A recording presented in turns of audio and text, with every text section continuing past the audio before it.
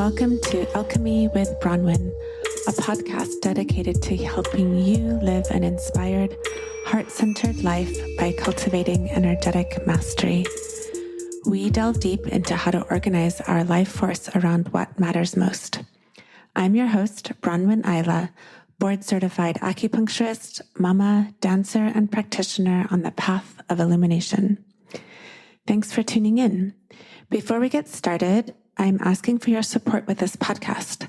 I've been running this podcast since 2017 on a different platform, and I've switched here to uplevel my streaming capability. Please support me and this show by following on whatever is your favorite podcast streaming platform. This will help this work reach more people and help me to know there are people out there listening who are interested in this work. In addition, you can support me financially with a monthly membership starting with as little as $3. Higher subscription rates give you weekly live calls with me and additional video content. But the biggest reason to support this work is so I can continue making transformative content for people everywhere in a sustainable way. I also offer a 6-month Reiki training in the San Francisco Bay Area that you can find out more about at reikiyoga.com. That's reikiyoga.com. This is a powerful way to uplevel your spiritual path and healing potential with a small cohort of like-minded practitioners. If you're not in the Bay Area, you can also join online. I have online regular Reiki trainings that you can start in your own time and move at your own pace with home learning. This is Bronwyn Isla speaking at the Summer Solstice about the energy of the season and ways that we can harmonize with what's happening in nature. Often in the West, we think of summer solstice as the beginning of summer, but actually it's the beginning of the end of summer. This is the peak of summer when the days are the longest and the nights are the shortest. It's the peak of the rise of yang that began in the spring. It's actually the crescendo of yang. This is the time when yin is giving birth inside of yang. However, yin, because of its nature, presents internally rather than externally. In the winter time, yang is giving birth inside of yin. We celebrate this with all kinds of holidays and different traditions depending on the religion. However, it's rare to find a tradition that celebrates the birth of yin at summer solstice. But in the same way that we celebrate the coming of the light around winter solstice with Christmas and different traditions and Hanukkah and Kwanzaa and traditions where there's lighting of candles to symbolize the coming of the light, we could be celebrating the coming of the dark in wintertime, a celebration of the yin aspect of slowing down, taking more time for internal reflection, and actually tuning into this part of the season. A lot of the information that I'm bringing with this seasonal harmonizing talks is coming from my teacher, Lu Ming, and he would say that this is the most important talk to listen to. This is the one where if we don't observe this decline of yang and harmonize our energy with that, it can cause the most long-lasting and deep-seated disease. The reason yang's potential for harm is much greater than yin's is because yang, by nature, when it's very strong, is non-responsive. At this time of the year, we're asking yang to retire. But because its nature is non-responsive, there is a great potential for harm. Yin, on the other hand, its nature is responsiveness. So even when yin is dominant, such as in the winter time, if there's a small amount of yang applied, such as the days slowly getting brighter, yin responds to that and allows the change. An analogy would be a general who's won many battles in the late spring and early summer. And if their yang is not reined in around this time, they'll think, oh, now it's time for me to be emperor. And they'll kind of keep going because their yang is not retiring. And the way to get the young to retire would be to have them marry, give them some land, turn them into a farmer. But if the general is not able to transition into being a farmer, metaphorically, he'd have to have been killed as a reward for his service to the army. An out-of-control general is generally considered chaos, because military training is appropriate for battle, but it's not appropriate for running the government. We have this right now in our government where there's the out-of-bound young that's totally unequipped to run the government. There's not enough yin to anchor them, and so they try to create dictatorships. When a healthy young is dominant, there's a sense that one can do anything. We can multitask, complete projects, invent new projects, reinvent ourselves, and there's a great sense of accomplishment and competence. So if this has been the case of cultivating young in the spring, we might find ourselves having completed lots of projects or be really excited about new beginnings and change, and a sense that we can sort of do anything and get a lot of things done. The key here is to let that roll now rather than pushing the river. It's like it's already flowing from the spring and the height of summer, but now it's just let it go. Don't keep the pushing of that yang. When yang is really intelligent, there's a quality of discerning instead of the oppositional yang that's characteristic of early spring. In early spring, we often have this energy of like, I don't want to do this anymore. I'm going to change this. This aspect of my life isn't working. Let me see if I can move to a new place or find a new relationship, or, this energy of movement and change is appropriate. It's like this rebellious teenager after a long winter of hunkering down and being internal that wants to now try something new. Yin and yang intelligence are quite different from each other, and they actually rely on each other. Whereas yin's intelligence is dreamy and spacey and belongs to ancestral realms. It's this wintry, dark, spiritual, visionary intelligence. At the end of the winter retreat time, if yin doesn't add a little yang to its energetic flow, it becomes a spacey, visionary, mumbling on and on about all of its spiritual blah, blah, blah, but it doesn't really have any yang to anchor that into change. However, here at summer solstice is when yang needs to respond to yin in this way. Yang needs to yin out.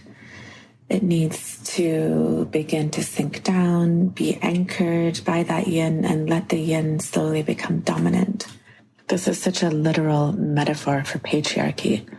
Patriarchy is out of control yang. It's that pushing, going, not listening, moving, conquering, raping, pillaging.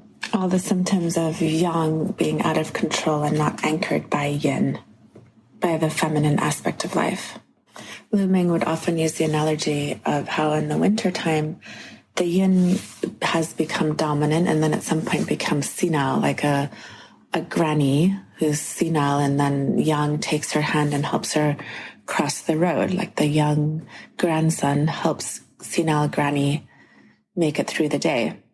And now at summer solstice, yang is big and yin is just growing. Yin is a young girl that's just growing up, and she needs to come and take her out of control grandfather home and let him relax and sit by the fire and watch his grandkids grow up. As yin is being birthed at summer solstice, it's a time where we can engage less of our disciplined and ambitious ways and these parts of ourselves, and more of a willingness to listen, hold, and tune in. The quality of yin is listening, and the quality of yang is more ambitious and disciplined and colder. This yang quality gets the job done, even if it means using force. This time of year, we don't need to be overly disciplined to get the job done and to run our lives. There's a way where we can tap into our willingness to be open-minded, listen, and allow the flow of the river to happen without pushing it. At this time, yin and yang are at a pivotal moment, a pivotal shift, and as a result of this dynamic force, a wind is born around summer solstice. This wind is a culmination of the yang. At this time of year, that wind enters into the plants and the fruit trees and makes them ripen. The wind gains yin over time and eventually damp in the autumn, but right now it's a sharp, pathogenic wind. It's also the wind that helps the birds migrate. For many birds, their sensitivity to this wind is their intelligence. When they feel a shift in this wind after the summer solstice, that's when they begin to migrate, and they use that wind to carry them to the south. This meeting of yin and yang, or this pivoting of yin and yang at this time of year that causes this wind, is allegorical to the meeting of the ocean and the land, this deep yin body of water with the more yang land.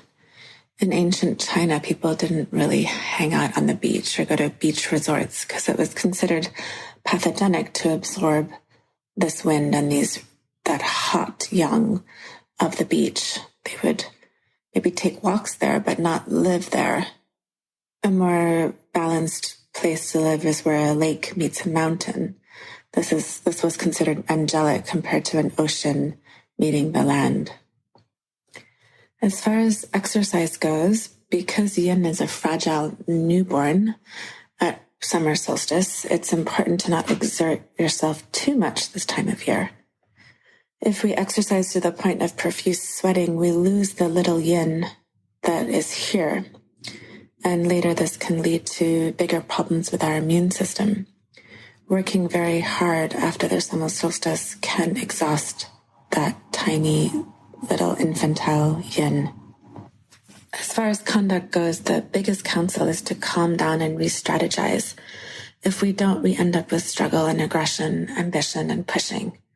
The image we can see in nature is rotting before ripening. The things we struggle with, we struggle to protect or to grow or to keep our ambition up, start to rot before they actually come to fruition. As far as a yearly plan, it's better to get our yayas out, as my daughter calls them, in late spring and early summer, such as during spring break, to go and have a big wild time. And spring break is way more appropriate than at the end of summer. Being wild in the spring helps us sort out our young. However, after summer solstice, being aggressive is no longer useful. This is not a Judeo-Christian morality conversation. It's conduct recommendation to attune to the flow of energy happening and the cycles happening on the earth. But now the counsel is to really rein in the immature young behavior. In modern life, we are quite reluctant to slow down on the young, spring, moving, pushing energy. After summer solstice, we have July 4th, where we light fireworks and barbecue and further emphasize the young, fire, heat aspect of life. And for many of us in the West Coast, at least, after summer solstice in late August, we have Burning Man. It's really difficult to get more young than lighting things on fire and parading around in the desert, half naked. Or if we take something like red meat, which is already, its thermal nature is quite hot, and then we roast it on a barbecue in the middle of the heat of the afternoon, and then stay up and watch fireworks, we might end up with constitutionally more struggle and aggression, which again, circling back to the patriarchy conversation, is really the struggle that we're having worldwide. Right now is the time when the young, out-of-bound nature could hang out with little girls and discover what it means to be a grandpa, what it means to nurture and hold and observe. We don't want grandpa to be stressed out. We want him to think that it's time to retire. So it's like where the general or the emperor is distracted by his granddaughter from war. Healthy young at this time has a confidence that it's time to simply let all of that go, to relax, to allow yin to flourish, to eat steamed fish and drink tea rather than barbecue heavy red meats and drink beer. So even though this misconduct has been normalized in the West, in Chinese medicine, we would think of this as quite catastrophic. In modern life, we push, and the result is this empty yin, and then later in the winter having more febrile diseases and fevers. As I often remind my patients, what is normal doesn't necessarily mean that that's healthy. Part of this change of conduct this time of year includes revising strategies. Instead of trying to finish up all the tasks and do a final push, just take some time to slowly let it all unfold. If you have projects that aren't complete from the spring, let them just kind of drift on and slowly come to completion. Modern yang out of balance looks like violence and aggression, patriarchy, and a lack of acuity and intelligence. But yang is not necessarily all muscle. Part of yang's power is being accurate and precise. When yang is healthy, this precision makes for more strategists than violent generals. So a healthy yang, when yin starts to come back in the autumn, a healthy yang is able to use this focus and this precision to go inside and pay attention and connect to the inner world. It shifts its focus from all the activities of spring and summer to focus on the inner world. In the wintertime, we don't want to provoke yang. We need to protect it and keep it warm throughout the winter. For those of you that are practitioners out there of any kind of medicine, often in the autumn and the winter, we have people coming to us telling us that they feel low energy, that they're tired, that they don't want to go out. And if we give them herbs or acupuncture to help them feel better and have more energy, we actually could be provoking the yang. So they'll start to feel more motivated, they'll feel vigorous, but we're actually discharging their yang at that time of year. So at this time of year, at the summer solstice, it's the peak of yang and includes the first step of decline. It's this time to start to rein in our yang and our movement and our doing. This is certainly not a good time to be competitive with others. Expressing feelings is certainly an important part of this time of year, but expressing your emotions means more like going for a walk, or writing some poetry, not yelling at your partner.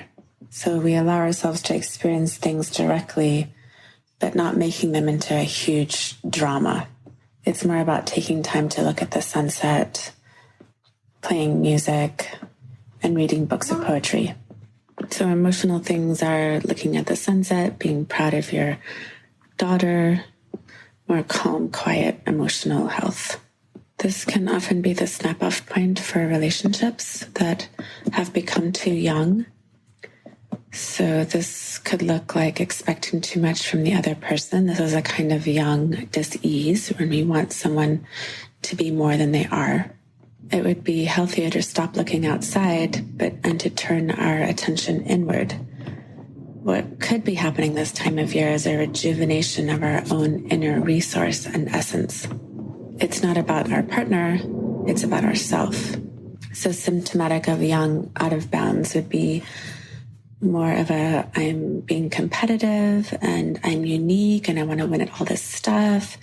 And maybe my partner's holding me back and so I have to move on. This is a disease where we're imagining that winning has some kind of ultimate meaning. This is the yang going crazy. When yang is at full maturity, which it is at summer solstice, it could be wise, and the yang wisdom is not only about getting things done. When the general we've been talking about comes home from war and meets his granddaughter, he shifts his energy from wanting to be in battle to wanting to create a world that's safe and beautiful for his granddaughter. It shifts from, as Looming would say, from building rocket ships to wanting to create cute little doll houses for the granddaughter. So it's a time to express our feelings articulately. This is different than going to exotic dance and flailing around in a state of ecstasy. It's more about telling the people close to you that you love them and that they're important to you. It's not a let's stay up all night, we need to talk. It's more appropriate to do that inside yourself. Talk to yourself all night if you want to do that. And then with whatever it is that you discover, articulate that to your loved ones. This is also a really great time to give people gifts, especially giving gifts of ripe fruit. You can give these to your friends and the people you love, but it can also be a good time to give gifts to people that you have a more difficult time with. If we work on our most difficult relationships this time of year, the other ones become easier. And gift giving with difficult relationships can be a way to harmonize the energy. Work out some way of articulating all of the feelings that have been latent in your system. All times of year is a great time to be outside and in nature. This time of year is no different. Spending time in nature can help cultivate our yin. But this is less about going to the beach and lying half naked in the sun. The wind over the next 2 chi nodes, which is about a month, is toxic and penetrating. This yin deficient yang wind is dangerous. If we're going to be outside, wear long sleeves, wear a hat, stay out of direct sunlight for too long, because this wind can pierce us and create a stuck quality, which is what we want to avoid. We need to make sure that our inner yang does not get stuck. This is what we're trying to protect. So on very sunny days, think twice about how to participate in the season. If for some reason the yang does get stuck, we want to make sure to get this out before the winter time comes. One amazing way to get the yang to retire and chill out is to go on vacation this time of year. This can be very disorienting to our productive, ambitious, get things done mode. We have a chance when we go away to go away from our patterns. Like, for example, we could go somewhere we don't speak the language, and so our discerning, knowing, needing to understand mind can take a break. It could be a good idea to go somewhere and be really unimportant, like no one in that little town off of the coast of wherever it is cares that you're an important person where you're coming from. They don't know who you are, and they don't really care, and they're just there doing their fishing or whatever it is. So we have a chance to go somewhere and realize that there's more to life than all of the things that we have become wrapped up in our day-to-day. The yin rising and the yang declining, this process has the potential to give us a certain kind of profound wisdom. Go away for a while from your work and discover when you come back that you're actually quite good at what you do. For example, when we're gobbling data and getting knowledge, we are a student. So going away for a while allows us to be more in our experience and actually let that data transform into a softer wisdom. Foods that can help our yang retire are the juicy yin-filled foods, such as melons and juicy ripe fruit, and watery dishes and soup. It's better to eat during the daytime and not at nighttime, definitely not when it's dark. Eat less meat and protein. The farmer's market is so abundant this time of year. Everything is juicy and ripe, less rich, but more abundant, splendid, sweet and sour tastes. And a little bit of this tells your yang what to do.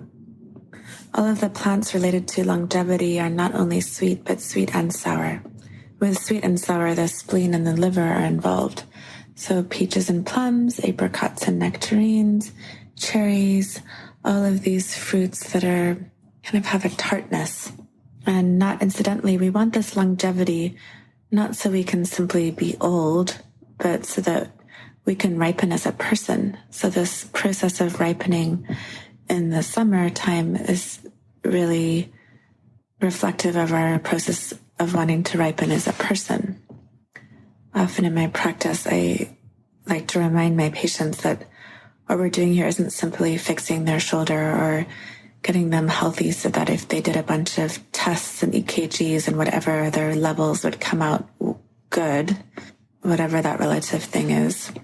But health really is about being a loving person and having longevity so we can live long enough so we have time to develop as a person and become wise. So there's ways of protecting ourselves from our constitution by our conduct. For example, if your constitution is young, modern life with all of our technology and cell phones and crazy politics and all of it puts us at great risk for heart disease.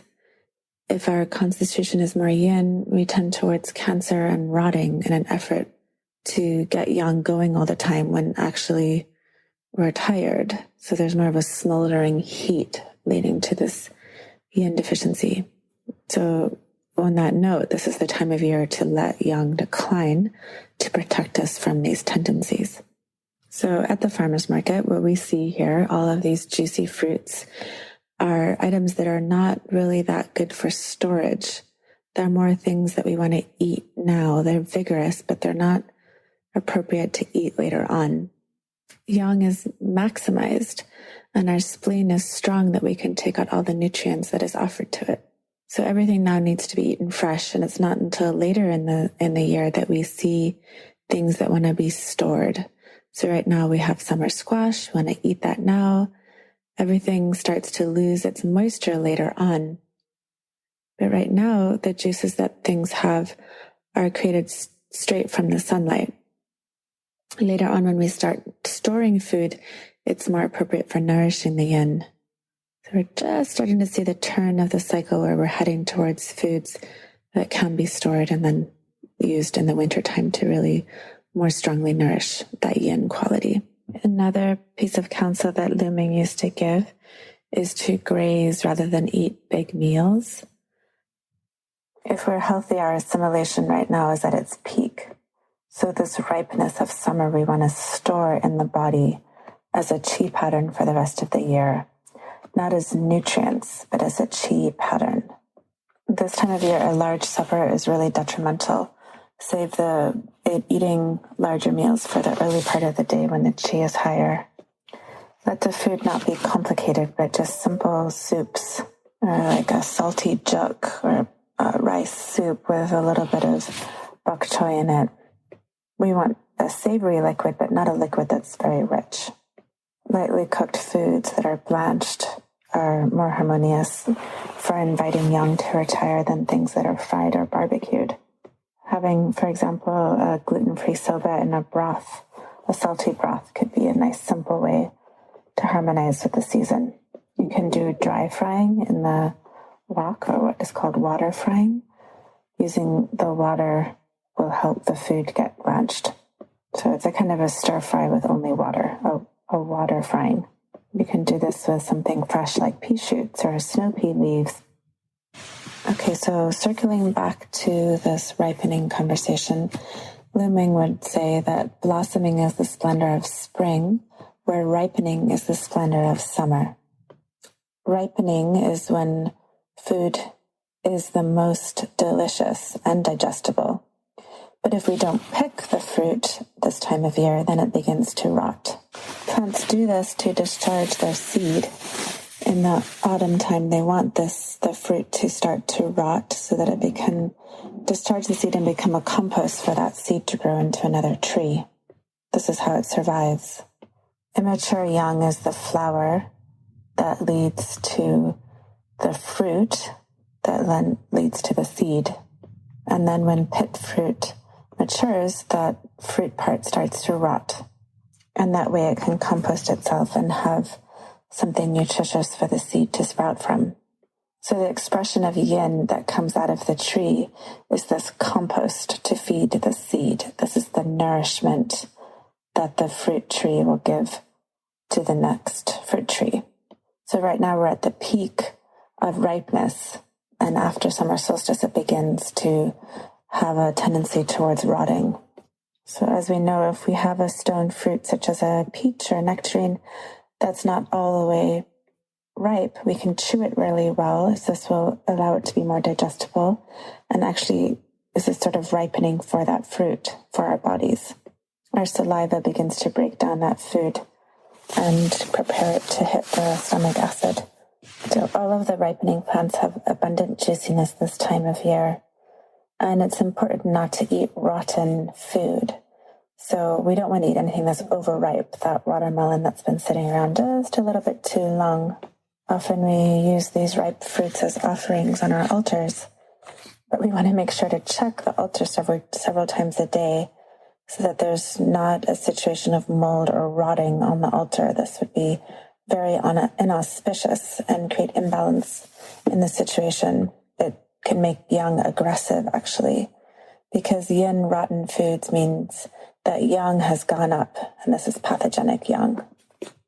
Fertility can be enhanced by eating ripe foods such as cucumbers, melons, etc., because it encourages the kind of yin and yang synthesis. We don't think of this often, but being in a hurry is a way to create infertility. I see this often with women who come to see me in my practice who are struggling with infertility and they're the CEO executives running around juggling multiple stressful situations. They're often late to their appointment. They have to leave at a certain time right after. Their phone is close at hand while they're on the table. All of this kind of yang derangement can lead to an infertility. When yang is out of control, there's a kind of dominance of looking for more energy and aggression and individuality and uniqueness, but that's not really how we produce. Fertility is actually about being in the whole cycle of the year, not only glorifying yang and then in the wintertime going on vacation in a warm, hot place like Mexico or Ibiza. In the wintertime, we need to hunker down and be in solitude and quiet and the depths of winter as a way to repay that young time of the year of the summer. Thus, we recognize birth as part of an ongoing cycle. So these ripe fruits encourage fertility because they harmonize yin and yang. Okay, so moving on to rituals and celebrations this time of year. We want to honor emotions and celebrate them, but not in a way where we have like an operatic drama of the emotions. Healthy rituals could include planting trees and flowers and celebrating the positive influences of this time, where these are all rituals trying to get yang to calm down. And another great way to do this is by honoring our ancestors. One way you can do this is to go to tombs of ancestors, sweep away the muck and put flowers on the graves, give gifts to different family members that may be estranged. It's actually giving gifts to honor the ancestors and your similar lineages.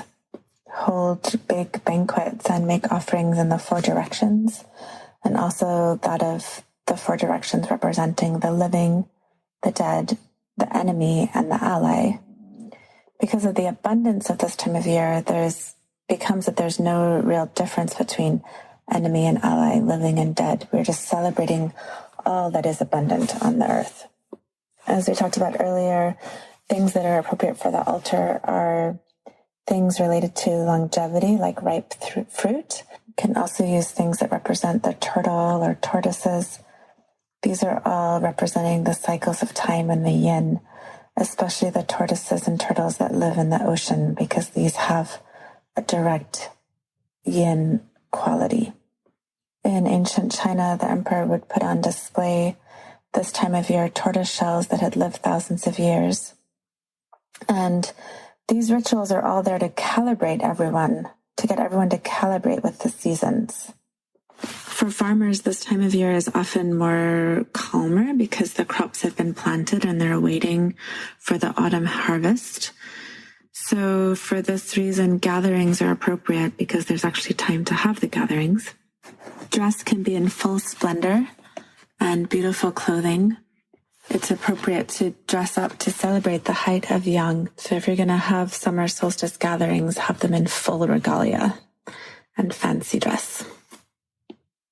Okay, so another thing to tune into this time of year is loyalty. Loyalty is clearly one of the emotions of being human. And the point of the experience of loyalty isn't to find someone or something to be loyal to, but to simply practice the invocation of loyalty into one's system. So we can find someone to be loyal to and celebrate this, but ultimately the point of loyalty is simply to have an experience of loyalty. Loyalty actually is a healthy attribute of yang. It's not the kind of loyalty where we kill everyone who's not loyal. It's more of an invocation of the sense of loyalty that represents a healthy yang energy.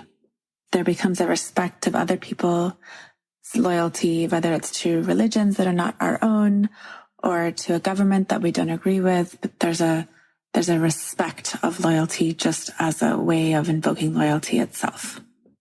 The day cycle's height of energy is at noon, so you can imagine, because that's when the sun is at its highest. It's the best time to do our practices. So when we wake up, we face the south. You can imagine that the inhale is coming from the south over the horizon. It's not a time where we want to do too much qigong. It's more little bits throughout the day, the same way we would be grazing food slowly throughout the day, also doing our practices a little bit all day long. This is not a time of year to do it more and do it harder or do a yoga workout and get athletic. This is more a time to slowly practice and cultivate qi throughout the day. If you're an acupuncturist or a medical provider, right now patients get better very easily because the yang is at its height. When patients come in complaining of various things, almost any treatment we do and they'll get better. Pulses often feel very healthy because the channel qi is strong. It's because digestion is strong. Foods are easily assimilated. This assimilation of the nutrients produces strong blood, and that blood helps to nourish the channels. At the solstices and equinoxes, we shift our medical treatments. It's important not to tonify yang this time of year. Even if people come in and it looks like they're yang deficient, rather than tonifying yang, we want to tonify their spleen qi. Even a qi deficient person can get enough from vegetables and fruit this time of year because of their ripeness. Similarly, people who come in might have a lot of catharsis on the table, a lot of needing to express emotions and let go of things. This is healthy. You might recommend that they do things to enhance this letting go and feeling of emotions. Ideas could be reading books of poetry, spending time in nature, reading sad stories. All of this is very healthy. As far as our conduct with children, it's also important to give space for their expression of emotions. So this time of year, you might notice your kids having more outbursts, more tantrums, more letting go of pent-up emotions. It's important to give them the space and time to do this. Hold them, show understanding, let them cry in a loving container. Help them to know that their wild expression of their emotions is welcome, and that all the different kinds of emotions are welcome in your family. Demonstrate to them how having a wide range of feelings can be a safe experience for them.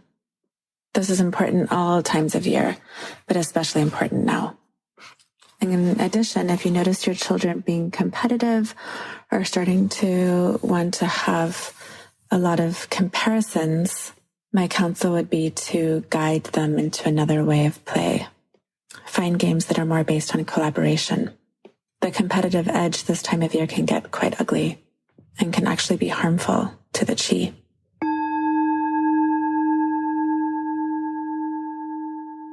Remember that you can support this work with a monthly subscription so I can continue to make great content for people everywhere. It really helps a lot. Hit the like button, hit the subscribe button, support the work with your finances, and let me know that you're out there listening.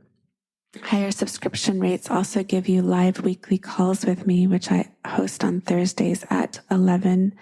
Again, if you can't make those live calls, you can also watch the recordings, which have all kinds of juicy activations and offerings and ways to attune to the cycles every week. For a more personalized approach to your health and well-being, you can also make an appointment to work with me one-on-one, either online or in person if you live in the Bay Area. That can be found at holisticmedicalarts.com.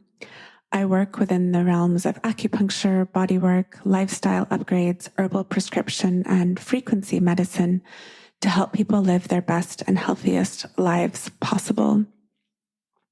You can also find out about my 6-month in-person Reiki training in the San Francisco Bay Area with a small cohort of amazing healing people.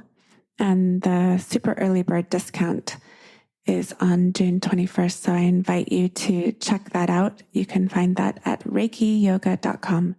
That's REIKIYOGA. Thanks again for tuning in. Have a beautiful summer, and I hope to connect with you soon.